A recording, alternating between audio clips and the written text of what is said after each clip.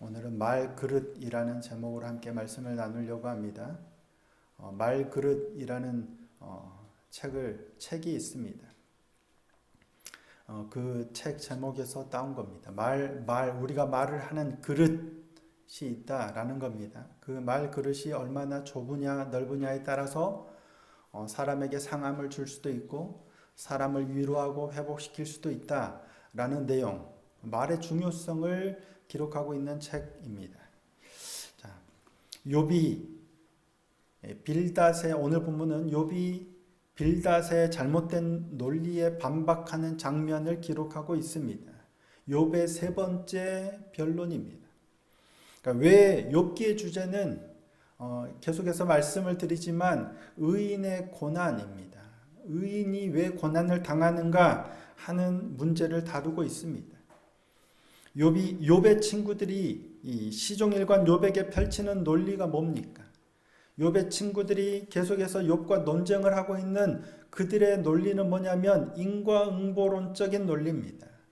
잘하는 사람은 복을 받고 죄를 범하는 사람은 벌을 받는다. 인과응보라는 거예요. 한 대로 심은 대로 거둔다라는 논리입니다. 이러한 논리를 펴는 이유가 뭡니까? 욥이 고난을 당하는 이유가 뭐예요? 욥이 죄를 지었기 때문이다 라는 겁니다. 사실 욥의 친구들은 욥이 고난을 당했다는 소식을 듣고 멀리서부터 서로 약속하고 욥을 위로하기 위해서 찾아왔습니다. 멀리서 욥의 모습을 보고 어떻습니까? 그의 처참한 몰골을 보고 소리를 질러 울면서 자신의 겉옷을 찢고 죄를 뒤집어쓰고 땅에 앉은 채 밤낮 7일 동안 욥과 함께 앉아 있었지만 아무도 한마디도 하지 못했습니다. 이유가 뭐예요? 욥의 고통이 극심함을 보았기 때문입니다. 욥기 2장 13절입니다. 밤낮 7일 동안 그와 함께 땅에 앉았으나 욥의 고통이 심함을 보므로 그에게 한마디도 말하는 자가 없었더라. 친구의 고통을 보고 한마디도 할 수 없었던 거예요. 밤낮 7일 동안 욥과 함께 앉아서 울면서 한마디도 못했어요. 왜? 친구의 고통이 너무 심했기 때문이에요. 그랬던 욥의 친구들이 갑자기 욥을 힐난합니다. 인과응보인데요. 욥이 고난을 당하는 건 네가 잘했기 때문이 아니라 뭐 때문이라는 거예요. 네가 하나님께 범죄했기 때문에 고난을 당한다라고 하면서 욥을 괴롭히는 거예요.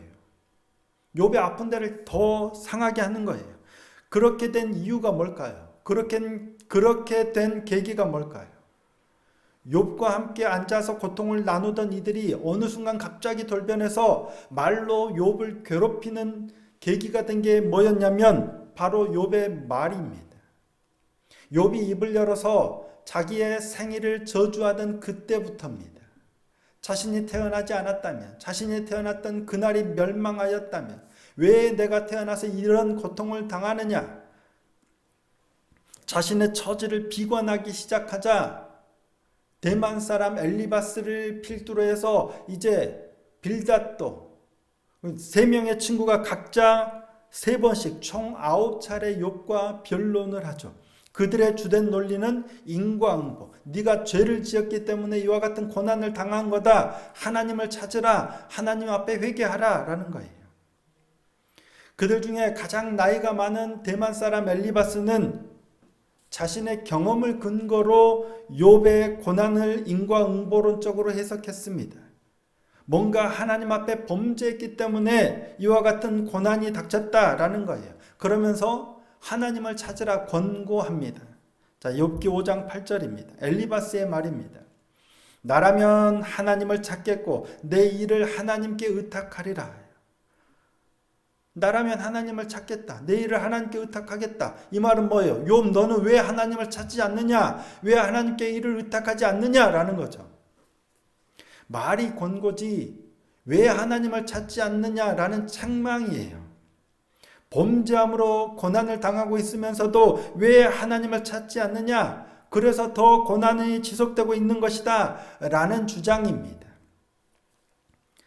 이게 엘리바스의 말이었어요. 두 번째, 욥과 논쟁을 벌이고 있는 사람은 수아 사람 빌닷입니다. 빌닷도 엘리바스와 마찬가지로 인과응보론적인 논리를 펴니다.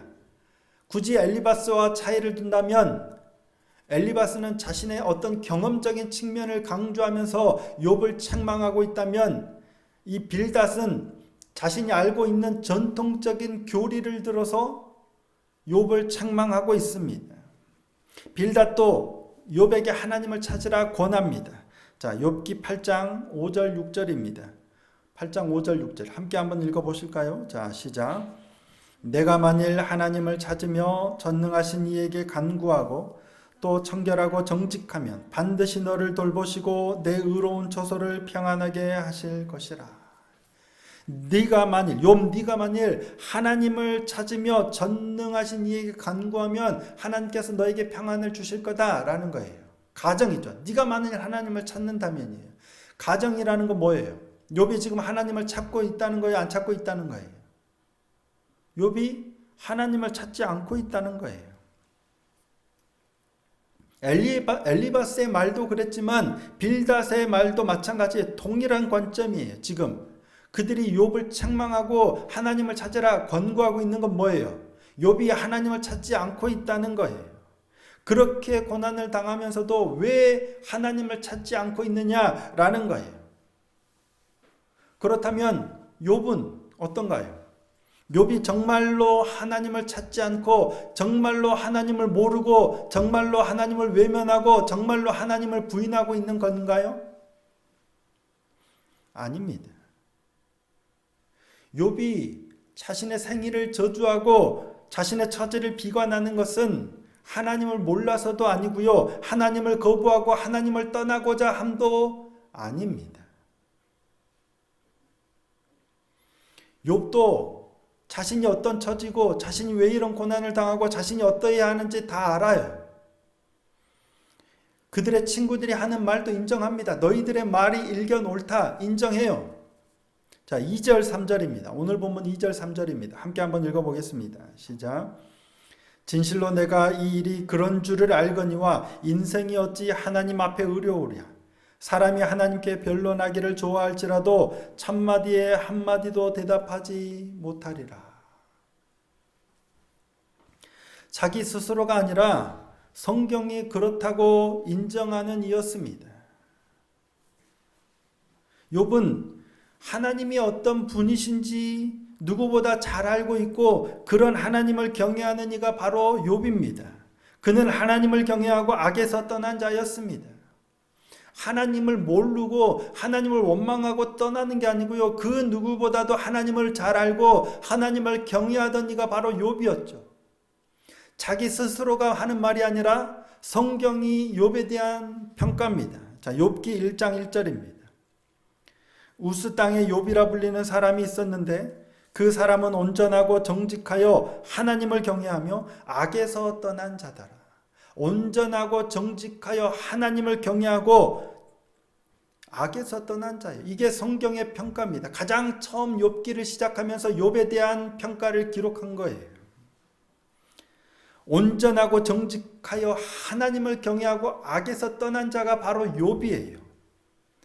하나님과 사탄의 대화를 기록하고 있는 장면이 있죠. 그 중에서 하나님께서 직접 욥에 대해서 평가하시는 말씀도 이와 동일합니다. 자, 욥기 1장 8절입니다. 여호와께서 사탄에게 이르시되 내가 내 종 욥을 주의하여 보았느냐?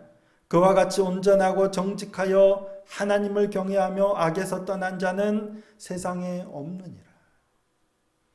하나님을 누구보다 잘 알고 하나님을 누구보다 경외하고 악에서 떠난 자가 없어요. 욥보다 더한 사람이 없다라고 성경이 평가하고 하나님도 그렇게 평가하신다라는 게 성경의 기록이에요.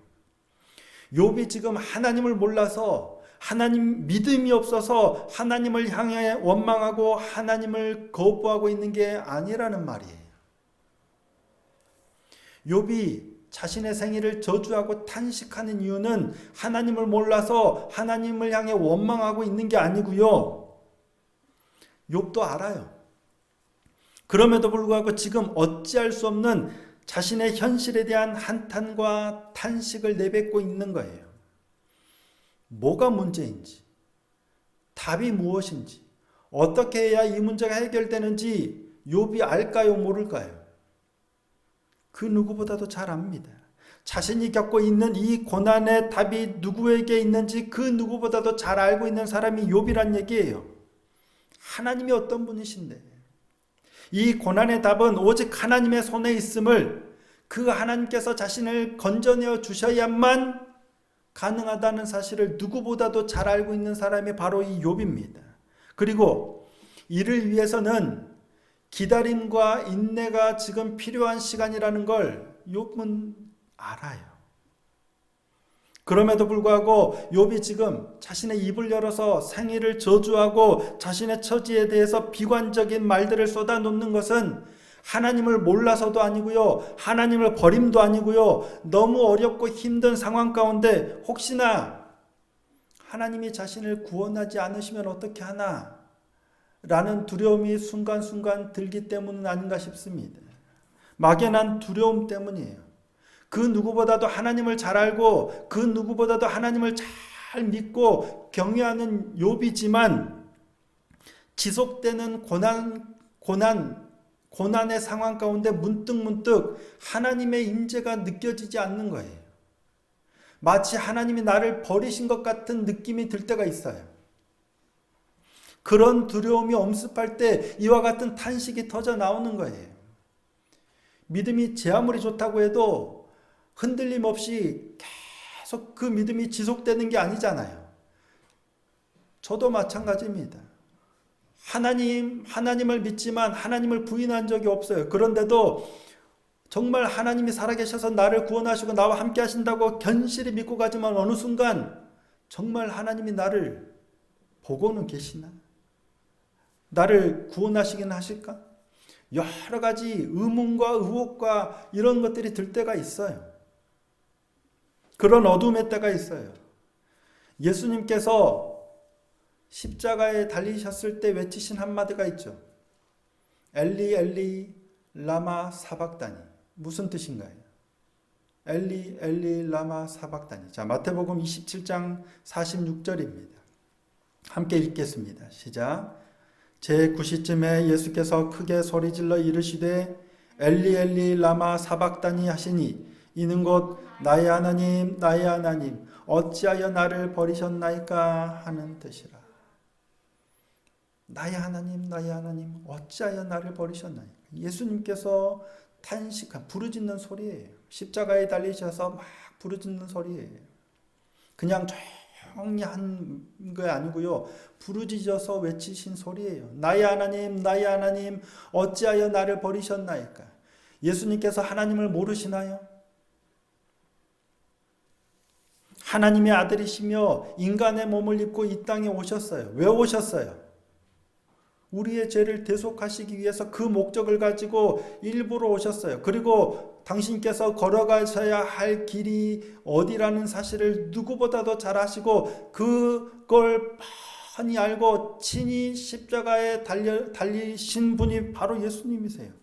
본인이 가야 될 길이 어딘지 아버지의 뜻이 무엇인지 누구보다도 잘 알고 지금 그 길을 가고 계시는 중이에요.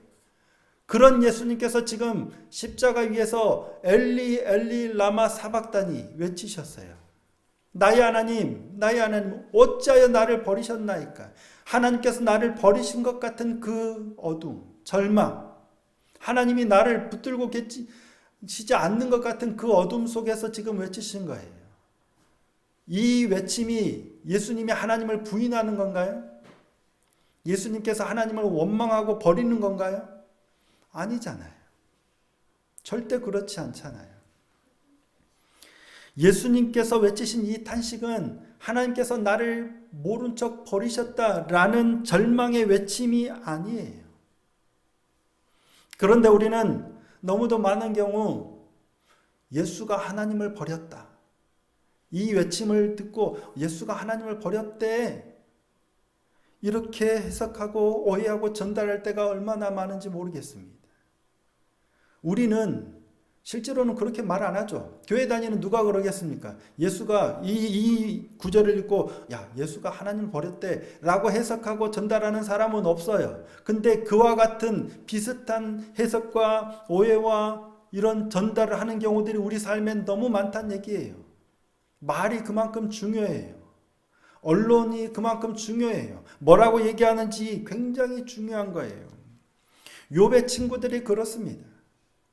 욥의 탄식을 제대로 이해하지 못하는 거예요. 욥의 탄식의 의미를 마치 엘리 라마 사박다니, 야, 예수가 하나님을 버렸다라고 해석하는 것 같은 그런 실수를 범하고 있는 거예요. 말그릇, 처음에 말씀드렸지만 김윤서 작가라는 분이 쓰신 책인데 말이 가진 힘에 대해 강조하는 내용입니다. 아주 잠깐만 그 내용을 읽어드리겠습니다. 무심코 던진 말이라도 일단 입 밖으로 나온 말은 사람의 마음에 파장을 일으킨다.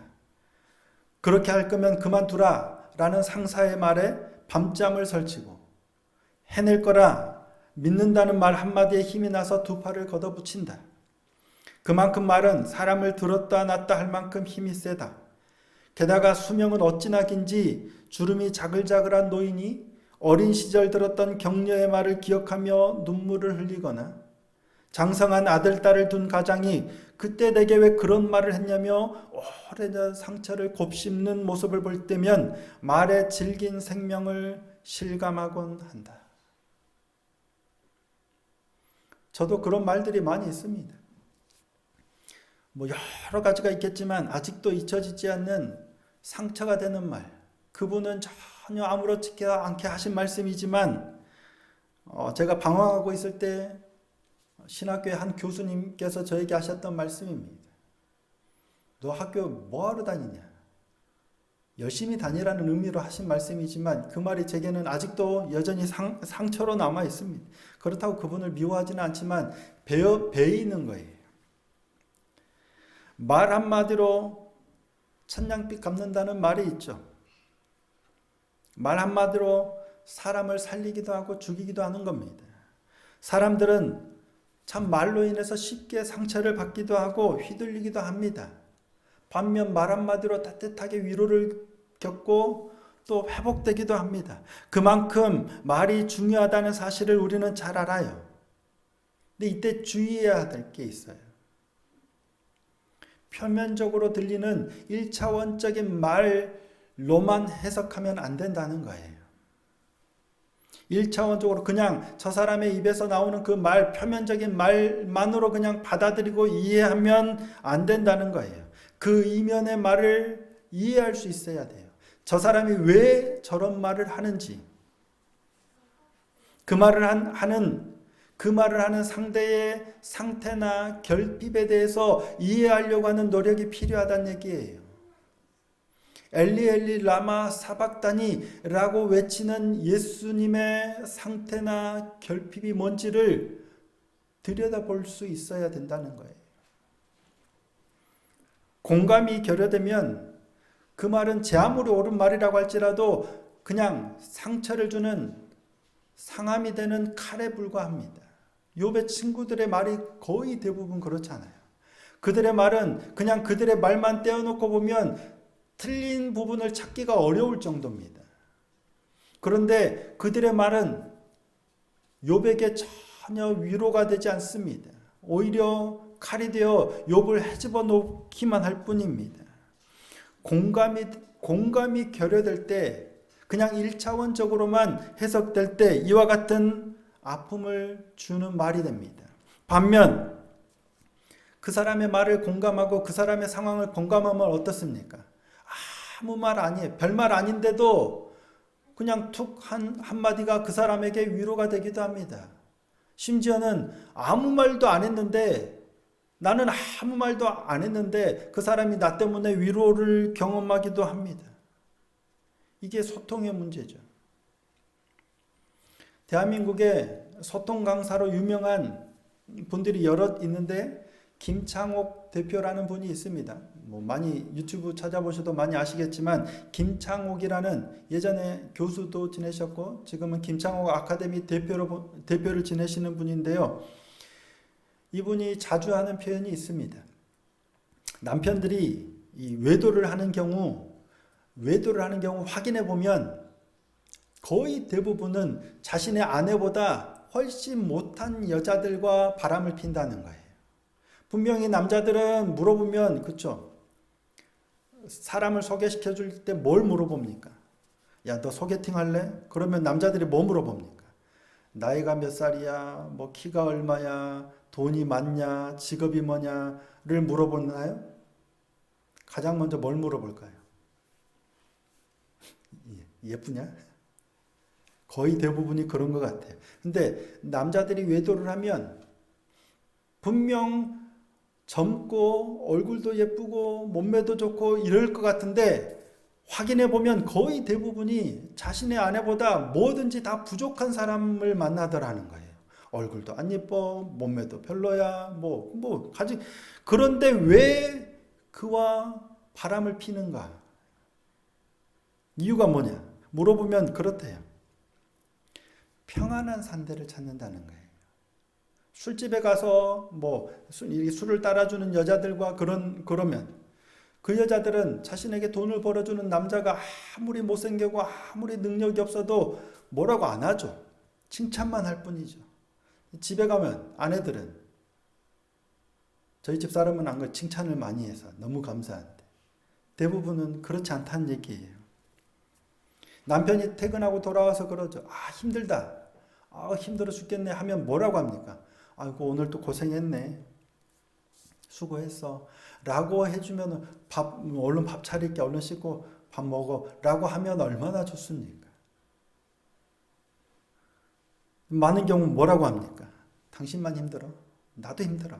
하루 종일 집에서 애들 보고 뒤치다거리하고 쉴 시간 쉬지도 못하고 빨리빨리 하라고 라고 합니다. 남편이 직장 때려치고 나 쉬고 싶다라고 하면 왜 그래? 힘들었겠네. 고생했겠네. 이런 위로의 말을 해주면 얼마나 좋습니까? 근데 그러지 못하다는 거예요. 남편도 마찬가지입니다. 아내가 오늘 와가지고 오늘 누구 엄마 때문에 힘들어 막 짜증나 기분 나빠 죽겠어 왜 그러는지 몰라 막 이러면 남편들이 뭐라고 이 김창옥 교수님 말은 공감해 주라는 거예요. 맞아. 무슨 말을 해도 아내 편을 들라는 거예요. 맞아. 그 누구 엄마 진짜 내가 봐도 영 아니야. 진짜 막 욕을 하라는 거예요. 아내 편을 들어줘야 돼. 무조건 아내 편을 들어줘야 돼요. 그리고 그 사람을 욕해줘야 된다는 거예요. 그 말이 맞고 틀리고를 떠나서 일단 무조건 아내 편을 들어줘야 돼요. 근데 저도 이게 잘 안 돼요. 그래야 되는데 머릿속에서는 이게 판단이 돼요. 그리고 뭐라고 하냐면 그 사람 때문에 힘들지. 근데 그 사람은 당신 때문에 더 힘들어. 내가 당신 잘 알잖아. 내가 당신 나나 되니까 이런 말 해주는 거야. 나 틀린 말 안 하잖아. 라고 한다는 거예요. 너무 제 모습하고 비슷한 것 같아서 많이 찔리더라고요. 아이들이 공부할 때도 마찬가지죠. 애들이 공부할 때 얼마나 힘들어요. 공부하기 싫다 힘들다 하면 보통 엄마 아빠 뭐라고 얘기합니까? 그래 공부 힘들지. 좀 참고 쉬엄쉬엄 해. 힘든 거 다 알아. 지금 잘하고 있으니까 조금만 더 힘을 내 라고 하면 얼마나 좋겠어요. 뭐라고 합니까? 너만 공부하냐? 세상에서 공부가 제일 쉬워. 졸업해봐. 지옥문이 열려. 그러면 대화가 단절되는 거예요. 대화가 단절되면 관계가 단절돼요. 그렇죠. 공부할 때가 제일 쉬울지 몰라요. 나만 고생하는 거 아니에요. 맞는 말인 것 같지만 이게 차이입니다. 대화가 단절돼요. 공감하지 못하고 이해하지 못하면 대화가 단절되고요. 그러다 보면 관계가 단절되는 겁니다. 우리는 대부분 나 스스로가 문제를 알아요. 내 문제를 알고요. 어쩌면 답도 알아요. 누군가 성도님들이 저에게 상담을 하시면 답을 사실 몰라서가 아니에요. 답을 알아요. 근데 문제가 뭐예요? 그 답을 아는데 답이 잘 안 돼요. 안 풀어져요. 답을 아는데 문제가 안 풀리는 거예요. 문제도 알고 답도 아는데 이게 잘 안 돼요. 내가 생각했던 시간에 이게 문제가 안 풀려요. 해결이 안 돼요. 그러다 보니까 답답해서 말하는 거예요. 그냥 들어주고 공감해주면 스스로 답을 찾아서 가요. 근데 우리는 뭐라고 합니까? 이게 문제고 이렇게 해야 되고 왜 그렇게 못하냐고 자꾸만 답을 주면서 그 사람이 못하고 있는 것을 책망하려고 하는 게 우리의 약함이 아닐까 싶어요.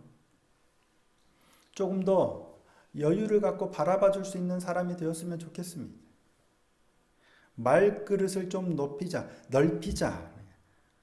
나 스스로에게도 그래요. 상대에게도 그렇지만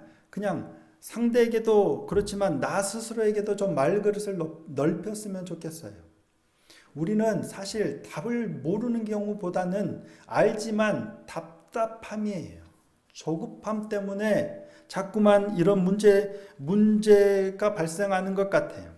쉽게 잘 되지 않을 때, 내가 예상했던 대로 상황이 쉽게 전개되지 않을 때 찾아드는 조급함과 다급함이에요.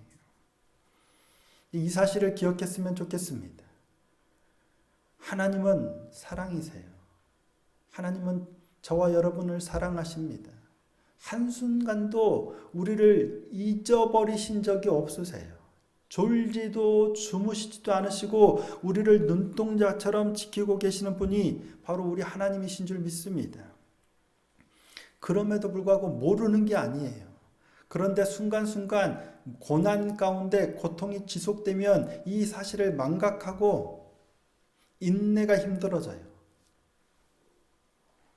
그럼에도 불구하고 매일 하나님이 나를 사랑하고 계시다는 사실을 기억해내므로 믿음으로 인내할 수 있기를 소원하고 축복합니다. 내가 비록 잘못된 길을 걸어간다 할지라도 하나님께서는 욥의 친구들처럼 네가 잘못해서 내가 너에게 이런 고난을 줬어 라고 몰아가시지 않고요. 기다리세요. 우리 스스로도 나 스스로도 그리고 타인을 향해서도 조금 더 믿음 안에서 여유를 가지고 바라봐 줄 수 있는 말그릇이 넓은 사람이 되었으면 좋겠습니다. 내가 넓어지면 상대에게도 넓어집니다. 나 자신을 향해서 넓게 바라보지 못하면 상대를 향해서도 넓게 나가지 못하는 것 같아요. 우리 안에서 날마다 말씀을 기억함으로 하나님의 사랑, 변함없는 하나님의 사랑을 기억함으로 상황이 조금 더 나아지지 않는 것 같다 할지라도 조급함 속에서도 답답함 속에서도 우리의 믿음을 잃지 않고 우리의 입술을 지키고 우리의 믿음을 지켜내는 넉넉한 믿음의 사람이 되기를 소원하고 축복합니다. 그리함으로 상대의 연약함을 공감하고 위로의 말을 건네줄 수 있는 위로가 회복을 경험하는 복된 한 주가 되었으면 좋겠습니다. 당연히 어른은 어린아이들에게, 직급이 높은 이들은 직급이 낮은 이들에게 이와 같은 일들을 전해야 되지만 반대도 가능합니다. 어린 자녀들이 부모를 향하여, 직급이 낮은 이들이 또 다른 상급자를 향하여, 누가 됐든 어떤 관계가 됐든 내가 하나님 안에서 믿음을 굳건하게 함으로 여유를 가지고 그 사람을 공감해 줄 수 있는, 그리함으로 위로와 회복의 통로가 되는 복된 한 주가 될 수 있기를 예수님의 이름으로 축복합니다.